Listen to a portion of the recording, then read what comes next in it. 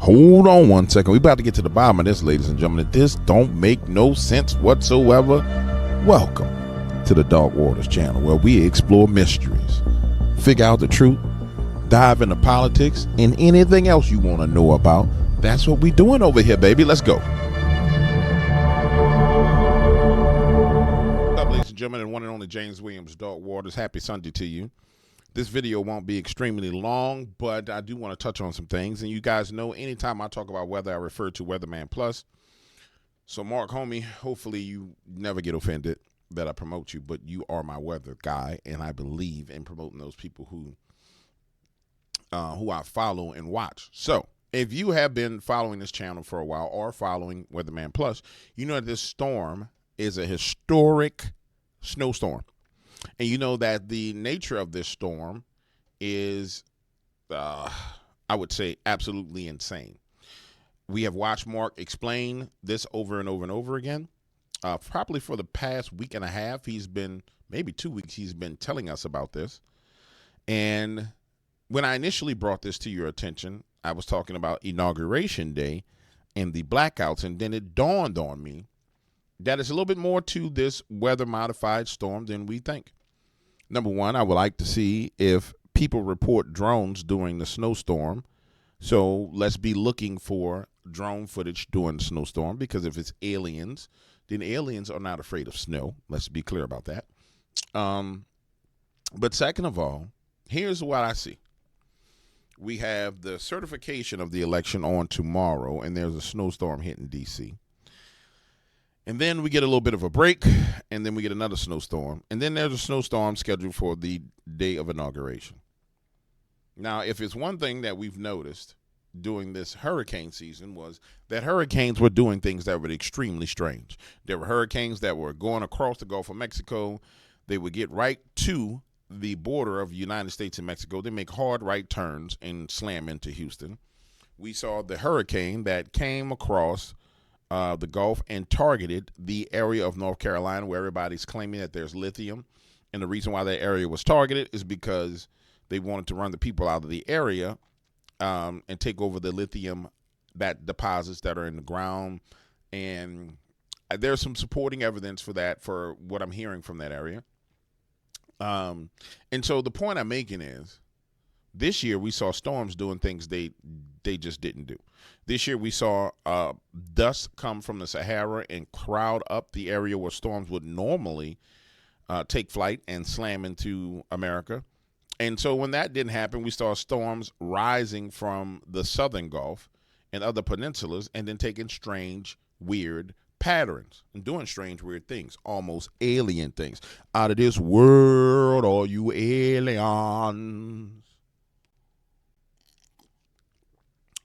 Coffee real black. I need to add some water to that. That right there ain't too good for you. I'm gonna have to hydrate, ladies and gentlemen. All right. So Mark is going to explain what's going on with the storm. And I want you, if I'm not mistaken, I watched Mark before I went to bed last night. But I'm just going to let Mark run through it a little bit, and then we're going to swing over. This snowstorm, this ice storm that is coming through. Matter of fact, a large area has blizzard warnings now for the storm. Even going to be potentially the biggest snow day for Kansas during this snowstorm. Definitely one of the top 3 up to the top 5 ever snowstorms. So if you're in this area, Wichita, Kansas City, Springfield, St. Louisville, Roanoke, Virginia, Baltimore, Pennsylvania, you need to be on your game. Now, if I'm not mistaken, all this pink is ice. And so the way I see it is this. We got a certification issue. We have ice storms on the way, which will probably cause mass blackouts. No doubt about that. If ice accumulates on the high voltage transmission lines, there shall be blackouts. So let's just say there's a swath of blackouts going through here, right? And let's keep going. Mark, I'm going to skip through you, brother, and get to the next. Tomorrow. No, y'all became Toby. Now, after this snow... What's your name, boy? Kunta Kinte. Storm is... I told you your name, Toby. Where this next one is still coming into play, still showing by the Euro that's going to come in overnight for Thursday and go across to the northeast for Friday and Saturday, potentially bringing over 2 feet of snow for the northeast. And look at the amount of snow that we are talking about. First, you're thinking, oh, I'm not going to get a lot of snow from this first snowstorm. Then this second one crisscrosses right over you. So we got 2 snowstorms. Bringing a whopper of a snowstorm and potential blizzards coming with that. Be aware of that. But still showing it will come down for the South Central. So North Texas, all the way from the DFW and Texas to Oklahoma to Arkansas, potentially bringing a widespread foot. All right, so we got that. And let's get to the ice. Let's get to the ice, because you need to understand this as well. You got to still remember who's in control of FEMA.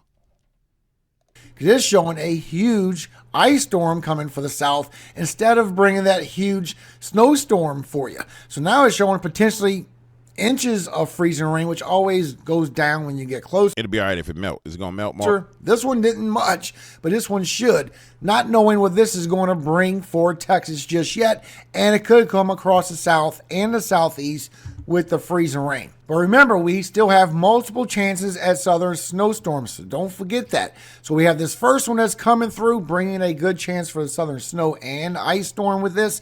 Then we still have that second one that's going to brush through as we go by the 12th through the 15th, bringing another good chance of a snowstorm in the south. I will keep you updated. It's still a little too far to say this is coming through the 16th. Look at that.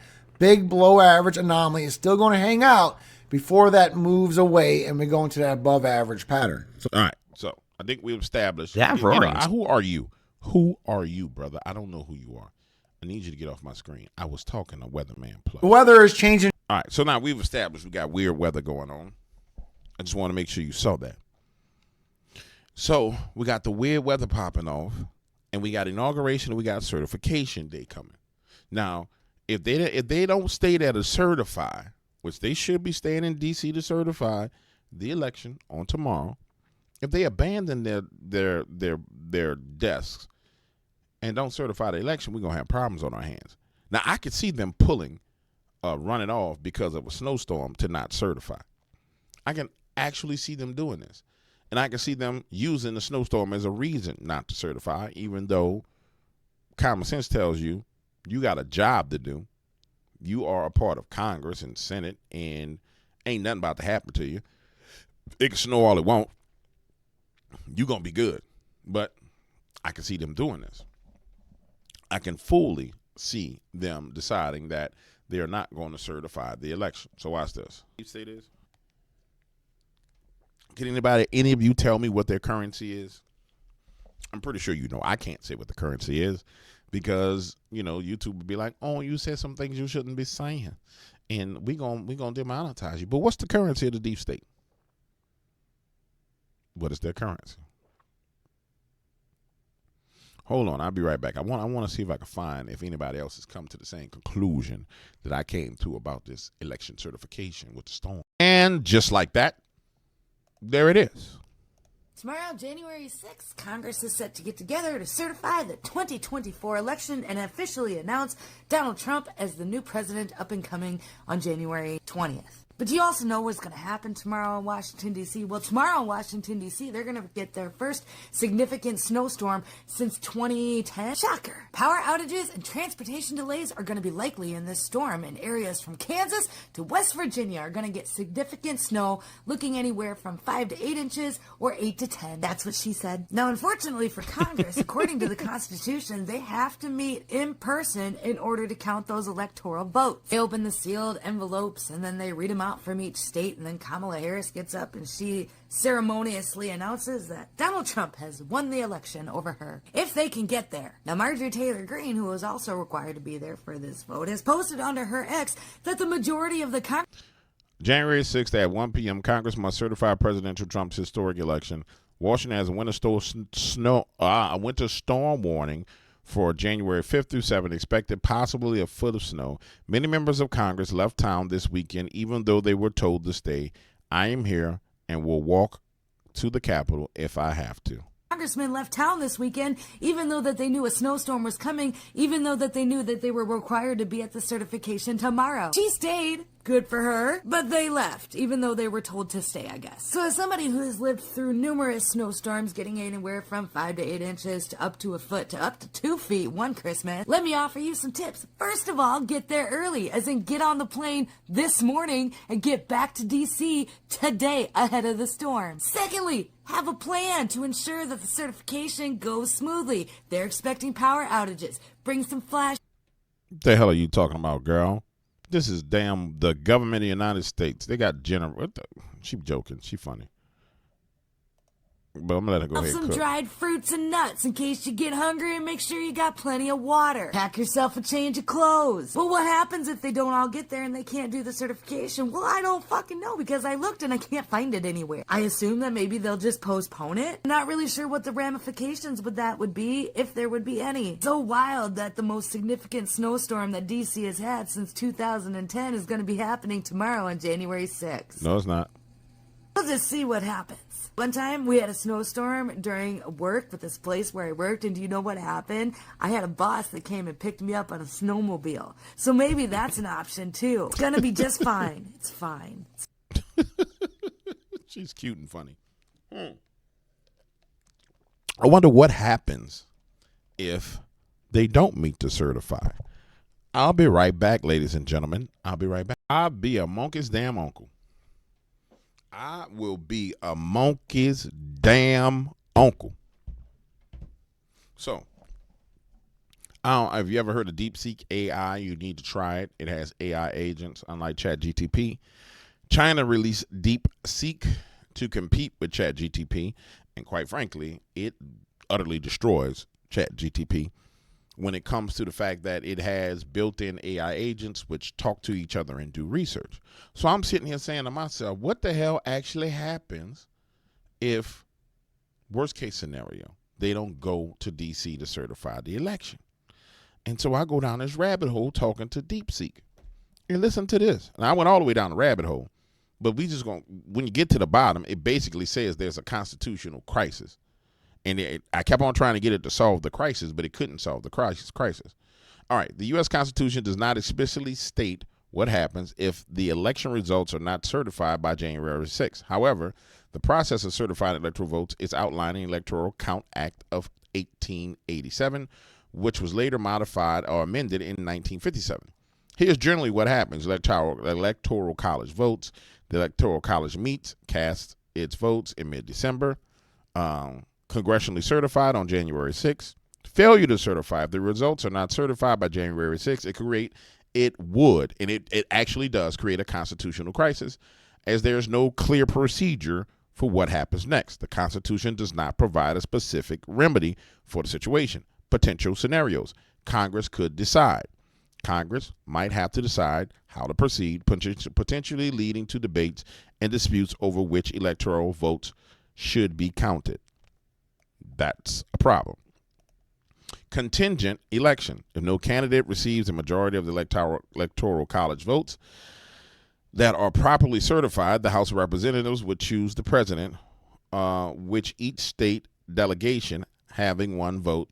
The Senate would choose the vice president. All right.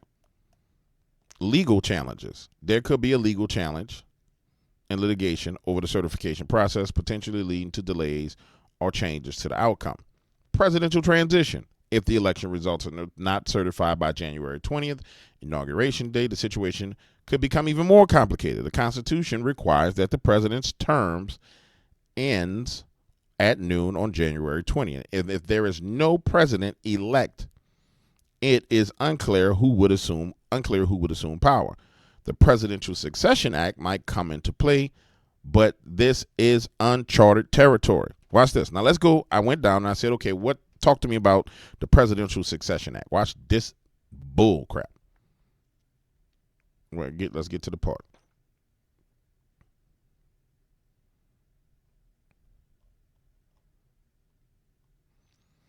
The Presidential Succession Act is a federal law in the United States that establishes the order of succession to the presidency beyond the vice president.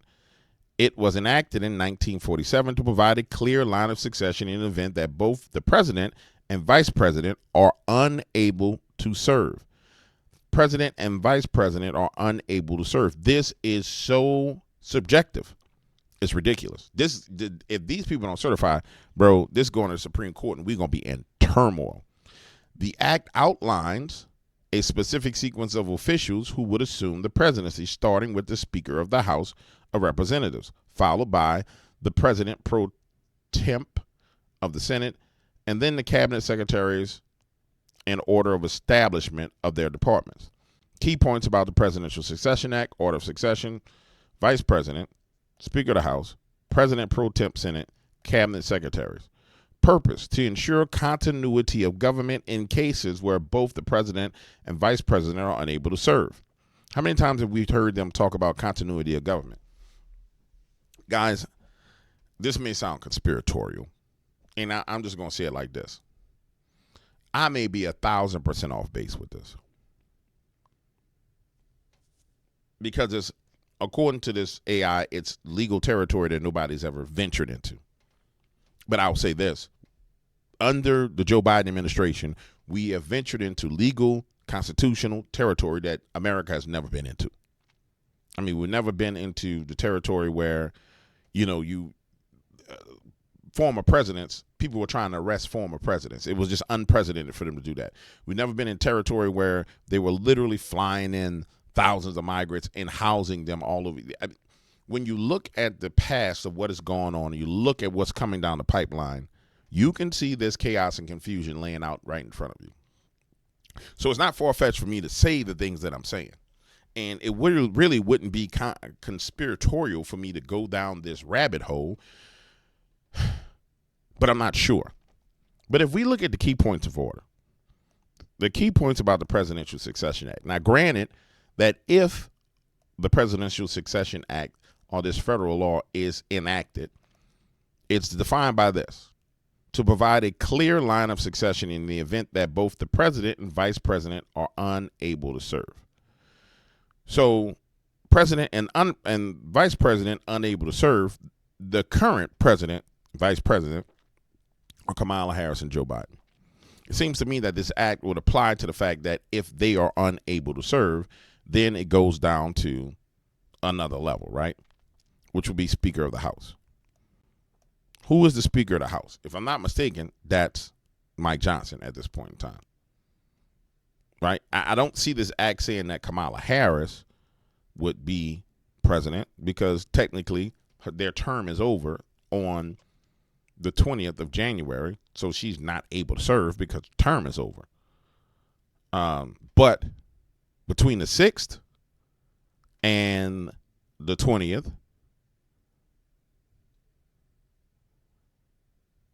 with the certification day, Joe is still president, so it wouldn't make no big difference. See, this is why this is going to be a constitutional crisis, because I believe the crisis kicks in on the 20th if this is not done. And then the Speaker of the House. Let me see. I believe the Speaker of the House is Mike Johnson. I'm pretty sure that's what this vote was about. Who is the current Speaker of the House as of today? I'm pretty sure that's who he is. But we'll just check just to make sure, because I don't want to be sitting here telling you nothing wrong, and I got the ability to ask the thing right here. Even though I probably should have just went back to my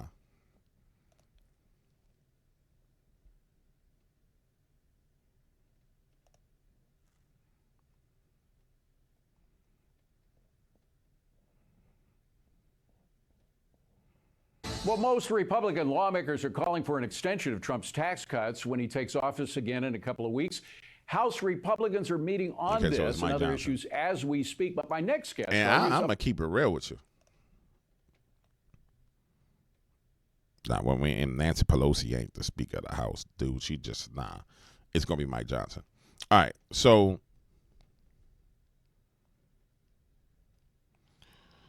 And so that puts everything solely on Mike Johnson, which, quite frankly, Mike Johnson was suspect.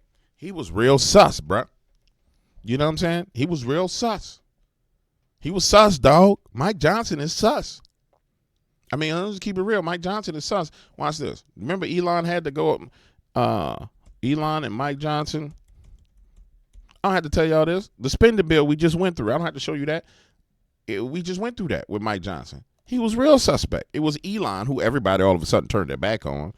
And now the whole damn conservative movement thinks is talking like Elon is the devil with some H-1B1B visas or whatever the hell it is. It was Elon that kept Mike Johnson from jigging us all in the back. So what you're trying to tell me is, and I could be wrong. I'm going to say this. I could be wrong. I don't know. I'm not a constitutional lawyer. I'm just a Negro with an AI that's pretty smart. So, but what I'm saying is, if this is the scenario, could be, couldn't be. If this is the scenario, then you trying to tell me the dude that just tried to shiv us all in the back and P. Diddy us is the dude that's going to be president?